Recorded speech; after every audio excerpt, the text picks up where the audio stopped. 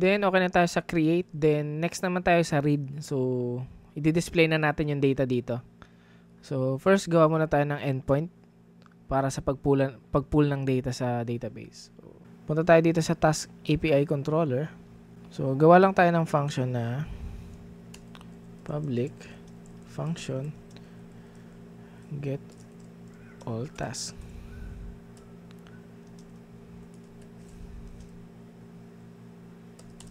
Then, punta tayo sa model.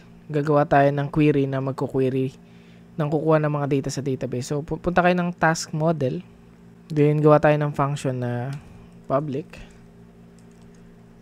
function get task list. Then, ang i-return lang natin dito is yung mga hindi completed. Kumbaga, yung value is false para makita nyo yung i-update natin later. So, return this. Well, kung gusto niyo naman i-return lahat, ganito lang yung query doon. Ayan. All.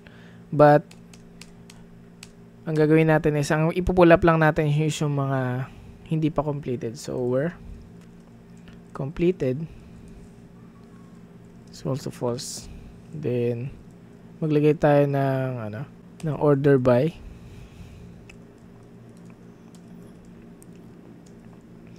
created at descending. And get. Ayan. So, ito na yung buong query natin. Then, balik tayo sa controller. So, punta ka dito, get all tasks.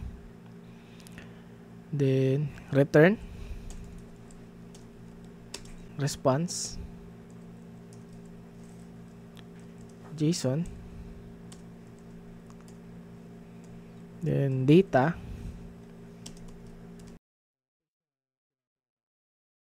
Ayan. Data is equals to this one. Ito. Get task list. Response code 200. Ayan. Then, save. Then, paano ulit yan ma-access ng front-end side? Punta ulit lang kayo sa api.php. Then, copy nyo lang to. Palitan nyo to ng get. Kasi get na yung gagamitin natin dito. So, get. So, rename nyo yung path. So, task list. For example, gawin lang natin get task list para hindi kayo malito. Then, task API controller. Then, pangalan ng function. So, ito yung pangalan ng function natin. Ayan. So, yun na. Then, paano ngayon i-display na natin yan sa front-end? So, punta lang kayo sa front-end side. So, sa front-end side, gagamit tayo ng context, which yung sa React. Punta lang kayo dito sa resource, JS, inside component, gawa ka ngayon ng folder na context. Yan. Then, inside context, gawa ka ng file na task context.tsx. Ayan. Then, inside task, import mo lang yung React. Then, gawa tayo ng context. So, cons task context equals to React dot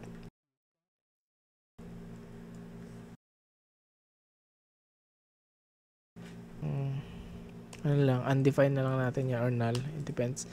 Interface task context types. So, ang ipapasa natin dito is task list. Yung list. So, then, gawa muna tayo ng interface for response. So, task data equals to, so, ito lang is ito, kung ano yung itsura ng migration mo or nung database table mo. So, pakita ko lang sa inyo. Ito. Title, description, completed, ID, created at, and updated that. Yan yung sa timestamp. So, string yan. Then, ito, meron siyang default value na 0 and 1. Then, ID, number lang naman yan. Then, string. Ayan. So, task data. Ayan. Ayan. Next, gawa tayo ng provider. Export. Cons. Task provider.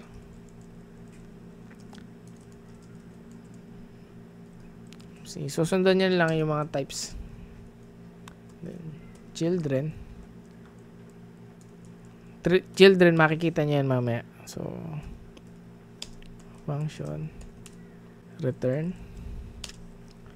Tawagin natin tong yung context na ginawa natin. Task context. Dot provider.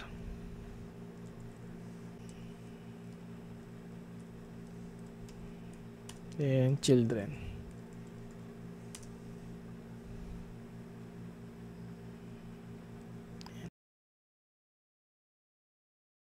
Then, once okay na yung context natin, i-fetch na natin yung data from the database. So, galing doon sa endpoint na ginawa natin kanina. So, gawa lang tayo ng function na, for example, fetch, cons fetch, task list equals to API service, yung ginawa natin kanina. API service dot get.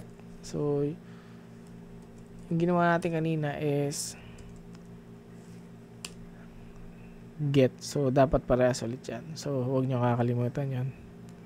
Then, maglagay tayo ng TypeScript ng type data task data. So, sa API natin, isinet natin siya na get task list. So, yan yung gagamitin natin dito.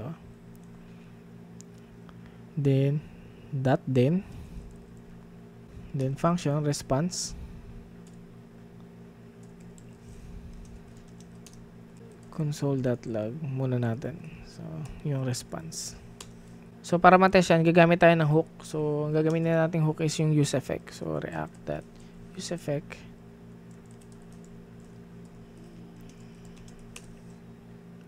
Tawagin lang natin yung function na yan. Tawagin mo lang yung function na fetch task list. Fetch task list. So, gagawa ka din ng custom hook. Export. Cons. Use task. Context. Is equals to. Then, cons. Context. React.use context.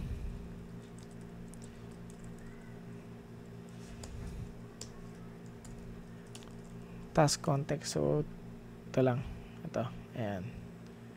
Then, if context. So, if false siya. So, kung hindi niya makita yung context na ginagamit mo, so mag-throw tayo ng error. So, use context. Use task context must be used within a task provider. And magigets nyo yan mamaya. Then, return context. So, mag-set lang tayo ng value dito para hindi siya empty. Ayan. So, gagamitin na ngayon natin tong use context. So, punta lang tayo ng app.tsx. So, import natin yung task provider na ginawa natin. Ito. Ayan. So, import nyo lang. Ayan. So, yung children na ginamit natin kanina dito, kung makikita nyo, ito. Papasok ngayon, ito yan. Ito yung children and magre-render siya inside the task context provider. So, sana nagigets nyo. Meron tayong error, invalid hook. Gawa tayo ng hook. Gamit tayo ng hook na use state. So, task list. Set task list. is equals to useState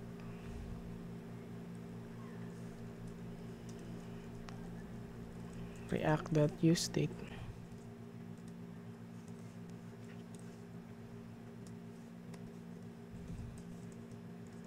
task data, then set task list response.data. Ayan.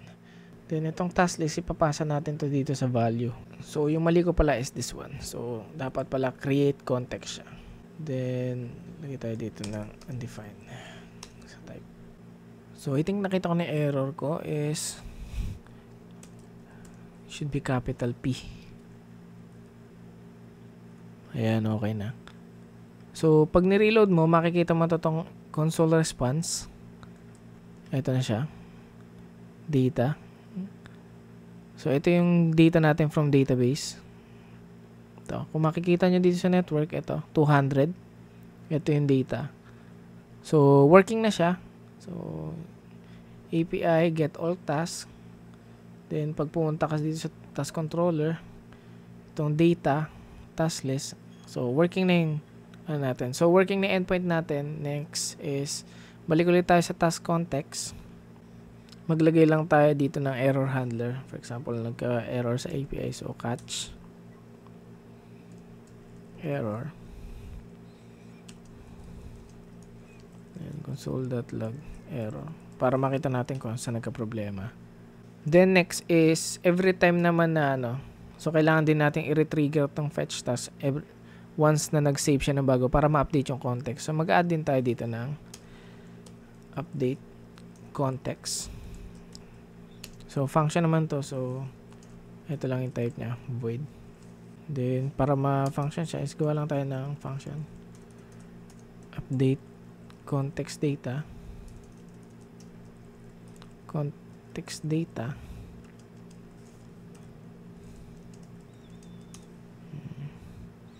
then i-refetch lang natin siya. Then itong function na to isasama lang natin dito sa value. Ayan.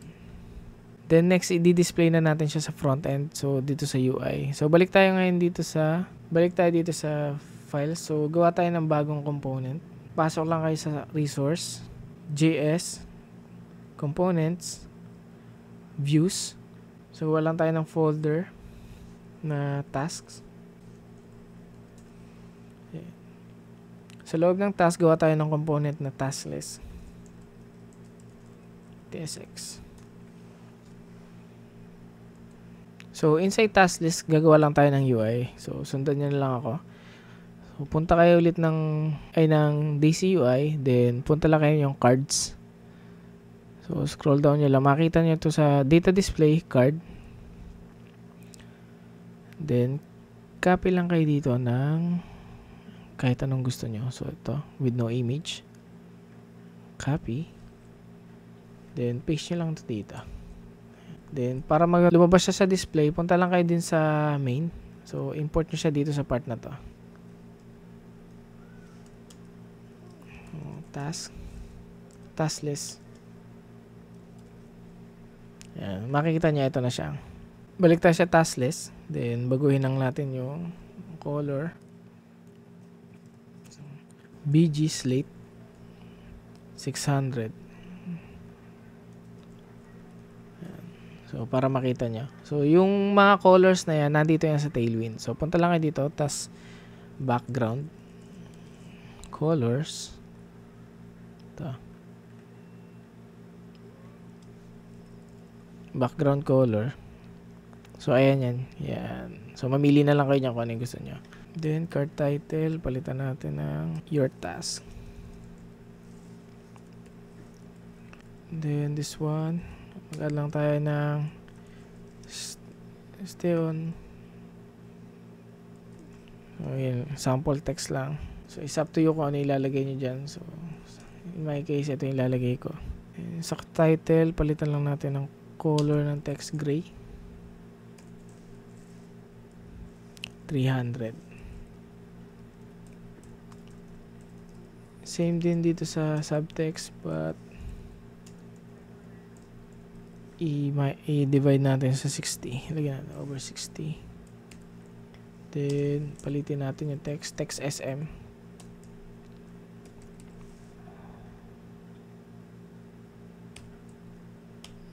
Then, lakayan lang natin tong title. Text XL. 3XL. Ayan. Ayan. Then, remove lang natin tong ano. Hindi naman natin kailangan yan eh. Ayan.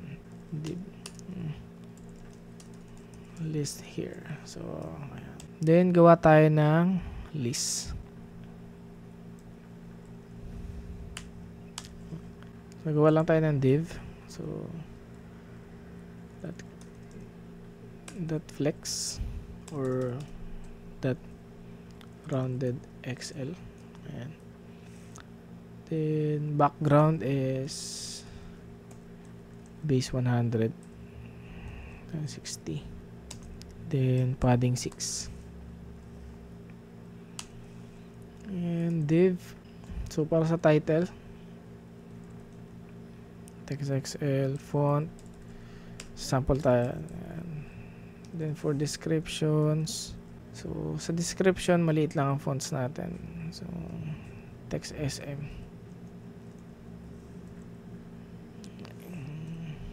So, ito yung title. Then, i-display na natin siya. So, ganito magiging itsura niyan. So, ayan. Then, maglagay lang tayo ng gap. Dito sa pinaka-parent class.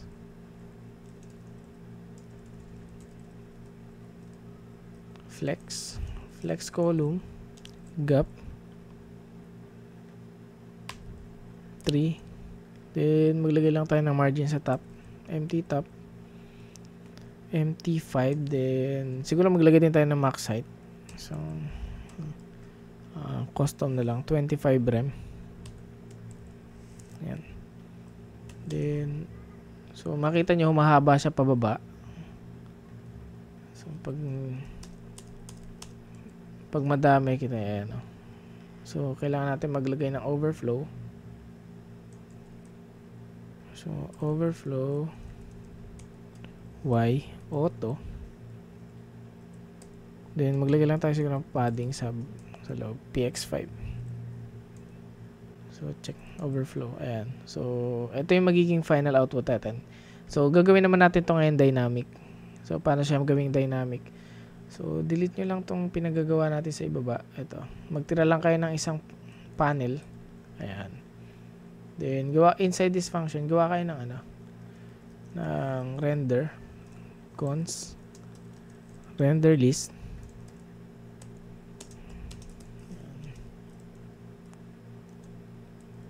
Then, return. I-return nyo lang to. Ayan. Then, ngayon kukunin na natin sa context yun. Di ba nilagay natin sa context yung data. So, kung makikita nyo, ito.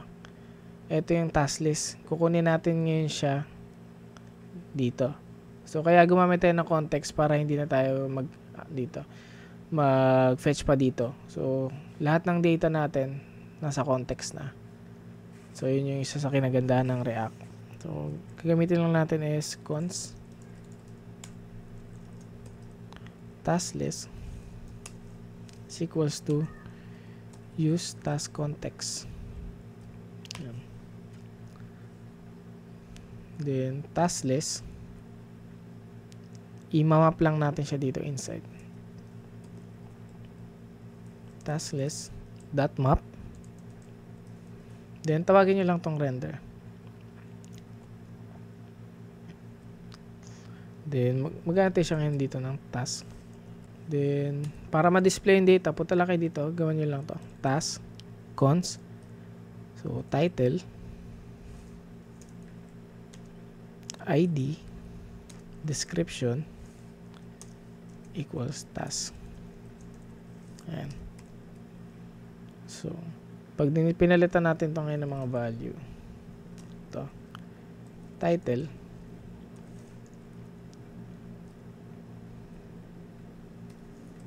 description, then maglagay lang tayo ng key dito,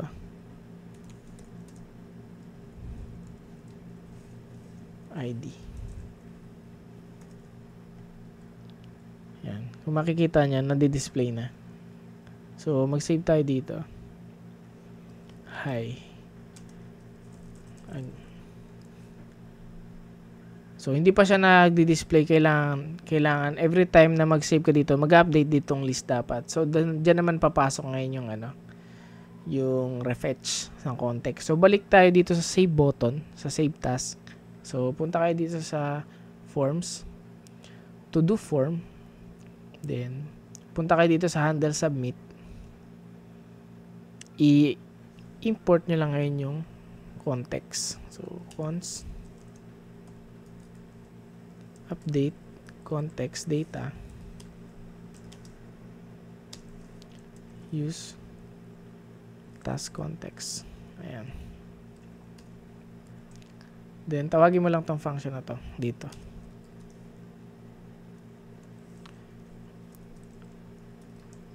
Ayan. So, pag sinave mo yan, so, reload natin to. Ayan. So, I am latest. Ayan. So, once na kinlik natin tong save, dapat itong data na to mapupunta dito. So, click nyo lang. So, automatic na siya. Ayan. So, okay na tayo sa displaying ng data. Then, next naman is yung update.